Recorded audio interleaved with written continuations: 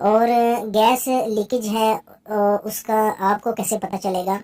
जब आप कुकिंग कर रहे होते हैं, इस चूल्हे को इस्तेमाल कर रहे होते हैं, तो कुछ देर बाद आपको धमाके की सी आवाज़ आती है, या फिर उसका जिस साइड पे जिस बर्नर के जो है नीचे लीकिंग होगी, उस बर्नर में जो है वो धमाके की सी आवाज़ आती है, तो आपको पता चलता है कि इस साइड पे कोई प्रॉब्लम है। तो उसमें ऐसा इशू जो है वो फ्लेम के हवाले से तो कोई नहीं होता, लेकिन यह है कि वो थोड़ी सी डेंजरस होती है। जो इसके अंदर लीकिंग हो रही होती है वो थोड़ी सी जो है वो ख़तरनाक होती है। तो उसको कैसे सेट करना है वो आज आपको डिटेल से बताऊंगा। तो सबसे पहले उसके लिए इस मार्बल टॉप को इसका ऊपर जो टॉप कवर है उसको खोल लेते हैं, ये सारे स्क्रू वगैरह हटा लेते हैं यहाँ से। और जब इसका टॉप कवर जो है वो हटा लेंगे तो इसके अंदर जो पाइपिंग आपको नज़र आएगी, यानी जो वॉल से लेकर इसके बर्नर तक जो पाइप लगे होते हैं गैस वाले, सेम इसी तरह की पाइपिंग, इसी तरह के पाइप कुकिंग रेंज के अंदर भी लगे होते हैं। यानी कि अगर आप की मार्बल टॉप जो है वो इस तरह की है कि उसके बर्नर ऊपर से उठाने से उसके जेट जो है उसकी नोजलें नज़र आ जाती हैं, तो उसमें इसी तरह की पाइपिंग होगी। यानी ये वॉल से लेकर बर्नर तक ये इस तरह का पाइप लगा होगा, और उसके दोनों साइडों पे इस तरह ऊपर उसका फ्लेयर नट होगा। तो सेम इसी तरह के पाइप लगे होते हैं कुकिंग रेंज के अंदर भी, हर बर्नर के साथ इसी तरह इस तरह के पाइप लगे होते हैं और वॉल के साथ जाके जुड़ रहे होते हैं। तो कुकिंग रेंज के अंदर आपको अगर ये प्रॉब्लम होगी लीकेज की, तो उसको भी आप इसी तरीके से हल करेंगे। तो ये इसके बर्नर जो है इनमें तीन तीन जेट लगे हुए हैं, वो बर्नर के बनावट के ऊपर डिपेंड करता है। ये मतलब है कि हर कंपनी अपने हिसाब से बना रही होती है। तो ये इसको एक दफ़ा यहाँ ऑन कर लेते हैं। तो अगर अभी इसका टॉप कवर जो है वो उतारा हुआ है, तो इसीलिए अगर यहाँ नीचे जो है वो ज़्यादा लीकेज होगी, तो साथ ही इसके फ्लेम ऑन करने से नीचे भी इसको यहाँ पे, अगर यहाँ पे लीक होगी या यहाँ पे लीकेज होगी, तो यहाँ पे भी वो फ्लेम जो है वो इसको पकड़ लेगा। तो फिर वक्त अभी इसको देखते हैं कि कहाँ कहाँ से इसका चांस बन सकता है इसके लीक होने का। तो जहाँ पे भी जुड़ी है इसकी ये फ्लेयर नट के ऊपर, और अंदर जो पाइप इसका लगा होता है जिसकी फ्लेयर बनी होती है, वहाँ से भी चांस हो सकता है इसके लीक होने का। बिल्कुल इसी तरह फिर इसका ये पहला जो लेफ़्ट पे वॉल है, वो लेफ़्ट के बर्नर के लिए इसी तरह इस साइड पे भी बिल्कुल इसी तरह देख लें कि जो पाइपिंग के ऊपर जो फ्लेयर नट लगे हुए हैं, इन पे जो है ना वो ज़्यादा चांस हो सकता है इसके लीक होने का। ये भी इसी तरह। और जहाँ अगर लीक होगी वहाँ पे निशान भी बना होगा इसके, जो है वो वहाँ पे कालफ सी बनी होगी, तो आपको पता चल जाएगा कि यहाँ पे डेफिनेटली लीक है। तो एक दफ़ा इस बर्नर को भी ऑन करते हैं और देखते हैं अगर यहाँ पे नीचे लीकेज है तो यहाँ उसका वो फ्लेम पकड़ लेगा। तो ये देख लें, एक थोड़ा सा ये डेंजरस है, इसको आप जो है वो, लेकिन अगर टॉप कवर जो है वो आपने उतारा हुआ है तो ज़ाहिर सी बात है फिर जैसे ही वो फ्लेम ऑन करेंगे बर्नर का, तो वो जो नीचे लीक है वो भी इसी तरह फ्लेम पकड़ लेगी। तो अब इस तरह जो ये लीकेज होती है इसको आपने कैसे सेट करना है, चाहे कुकिंग रेंज में हो चाहे हाफ में, उसका ये बड़ा सिंपल सा एक तरीकाकार है, वो मैं आपको बता देता हूँ। तो आपने उसी तरीके से अपने चूल्हे में जहाँ भी जिस वॉल से भी लीक होगा या बर्नर के पास से लीक होगा, आपको आपने उसी तरीके से इसको सेट करना है। तो इसको यहाँ से खोल लेते हैं। ये ज़रूरी नहीं है इस जो ये फ्लेयर नट है इसको 12 की चाबी लग रही है, तो ज़रूरी नहीं है कि आप के कुकिंग रेंज में भी जो है वो फ्लेयर नट है उसको 12 की लगे। तो ये 12 से मतलब 13 14 15 इतने नंबर की जो है ना वो चाबी इनको लगती है, ये फ्लेयर नट जितने भी लगे होते हैं।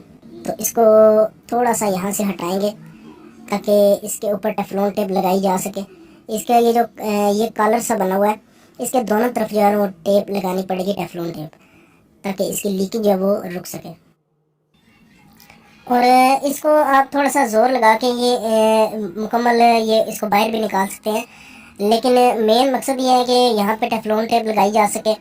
ये जो इसकी कॉलर बनी हुई है इसके आगे भी और इसके पीछे भी। तो ये वैसे टेफ्लॉन टेप जो है यहाँ पे इस तरह लगाने का ये जो है ना वो बहुत मुश्किल है, क्योंकि जगह इतनी सी है। बिल्कुल इसके नीचे जो है इसका जो पेंदा है, और बाकी अगर आप इसको मुकम्मल बाहर निकाल लेते हैं तो तब भी थोड़ा सा आसान होता है यहाँ पे टेप लगाना। इसको ये आगे जो चूड़ी होगी इसके ऊपर भी टेप लगानी होगी, और इसके कॉलर के आगे भी पीछे भी, और चूड़ी के ऊपर भी इसी तरह। ये इस तरह आप मुकम्मल इसको टेपिंग करेंगे चूड़ी के ऊपर, कॉलर के आगे पीछे, ताकि इसमें बिल्कुल कोई इसमें चांस ना रहे इसके गैस से यहाँ से लीक होने का। तो कि जैसे ये फ्लेयर नट जो है वो टाइट होगा तो वो खुद ब खुद जो कॉलर है वो आगे बर्नर के साथ अच्छे तरीके से वो उसके साथ चिपक जाएगा। और इसी तरह ये जो चूड़ी है इसके ऊपर टेप लगाने से यहाँ से भी बिल्कुल कोई चांस नहीं रहेगा इसकी गैस लीक होने का।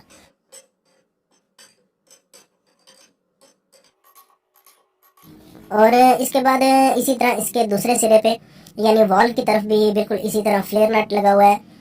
यहाँ से अगर लीकेज होगी तो सेम यही तरीकाकार होगा। इसको खोल के इसके पाइप के ऊपर जो कॉलर बनी हुई है उसके दोनों तरफ टेफ्लॉन टेप लगाएंगे और चूड़ी के ऊपर भी लगाएंगे और इसको दोबारा से टाइट कर देंगे। तो एक दफ़ा अब इसको दोबारा से ऑन करते हैं और उसको चेक करते हैं लीकेज को कि वो यहाँ से अब क्लियर हो गई है या नहीं।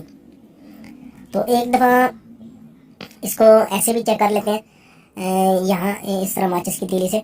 वैसे ये इस तरह उसको चेक करना थोड़ा सा खतरनाक है, लेकिन जब आपने इसको अच्छे से टेफ्लॉन टेप किया हुआ है दोनों तरफ से तो बिल्कुल आपको यहाँ पे कोई चांस ही नहीं है इसको लीकेज का। ये एक तरफ से ये बर्नर जो है ये जो बिल्कुल ओके हो चुका है। और एक दफ़ा अब ये दूसरी साइड वाला जो है इसको भी देख लेंगे। और लाइट मैंने थोड़ी सी कम की है इसलिए ताकि जो बिल्कुल माइनर सी छोटी सी लीकेज होती है वो फिर तेज़ रोशनी में उस तरह नज़र नहीं आती, तो वो उसको लाइट जो है वो मध्यम करके उसको देखना पड़ता है।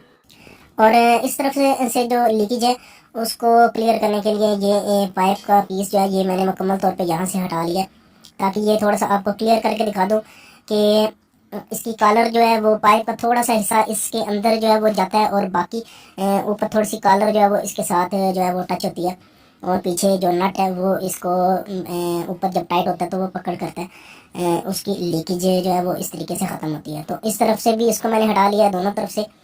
अब ये मैं आपको दिखा रहा हूँ यहाँ पे जो कंपनी की तरफ से जो फिटिंग होती है वो इस तरह होती है कि ये एक रबर वाशर जो है ये लगी होती है इसके कॉलर के आगे वाले हिस्से के ऊपर, ये इस तरीके से, ताकि ये जो रबर वाशर है अब अगर इसमें से यहाँ से अगर लीक हो जाएगा वाशर रखने के बावजूद तो पीछे जो है वो टेप तो कोई नहीं लगी होती है, तो बाद में फिर जो है वो इस तरह हम लगाते हैं इसकी लीक को ख़त्म करने के लिए। तो पहले जो कंपनी फिटिंग होती है वो सिर्फ रबर वाशर जो है वो लगी होती है आगे वाले हिस्से में।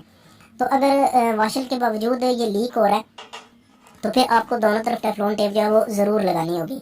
तो ये दिखाने का मकसद ये था कि आपको पता चल जाए कि कंपनी की तरफ से जो है वो इस तरह वो लगी होती है, एक सिर्फ उसमें वाशर जो है वो लगा देते हैं रबड़ की। ये अगर आप टेफ्लॉन टेप आप ना लगाना चाहें तो इस वाशल को, ये रबड़ वाशल है, ये अगर आपको इस साइज़ में इससे थोड़ी सी मोटी अगर वाशल मिलती है तो वो भी आप इसको कॉलर के आगे वाले हिस्से पे जहाँ से पाइप शुरू हो रहा है स्टार्ट हो रहा है वहाँ पे एक रबड़ वाशर रख के तो इसको टाइट कर देंगे, तो उससे भी ये लीकेज जो है वो ख़त्म हो जाएगी। अगर वाशर जो है वो नहीं है और थोड़ी सी मोटी है तो उससे भी ये आपको टेफ्लॉन टेप फिर किसी जगह पे भी लगाने की ज़रूरत नहीं पड़ेगी। तो ये मकसद था आपको ये सारा पाइप का हिस्सा जो है वो खोल के दिखाने का। तो अभी बाकी जो है ना वो जो मैंने पहले आपको कहा था कि टेफ्लॉन टेप वो वहीं पे है। अगर आपको रबड़ वाशर नहीं मिलती तो आप उसकी लीकेज जो है वो टेफ्लॉन टेप से ही ठीक करेंगे। तो मैंने इसको सारा कंप्लीट कर दिया, वापस जोड़ दिया दोनों तरफ से। तो इसको यहाँ अब दोबारा से एक दफ़ा चेक कर लेते हैं। तो ये यहाँ पे इस बर्नर की तरफ जो लीकेज थी वो भी बिल्कुल क्लियर हो चुकी है, बर्नर के पास से भी और यहाँ वॉल की तरफ से भी। और इसी तरह बाकी किसी भी जगह पे कोई इस तरह का प्रॉब्लम होगा तो आप इसी तरह उसको हल करेंगे। तो अब ये कंप्लीट है। इसका जल्दी से इसका टॉप कवर जो है वो वापस लगा देते हैं और इसके ऊपर जितने भी स्क्रू आपने उतारे थे वो सारे वापस लगा देते हैं। इसके दोनों तरफ जो बड़े बर्नर हैं उनको 4-4 स्क्रू लगते हैं। तो ये हर मार्बल टॉप का अपना एक हिसाब होता है, बर्नर के वो ऊपर डिपेंड करता है। तो अब ये बिल्कुल कंप्लीट है। उम्मीद करता हूँ ये वीडियो आज की आपको अच्छी लगी होगी, और अगर वाकई ये वीडियो आपको पसंद आई है तो लाइक और शेयर ज़रूर कर दीजिएगा।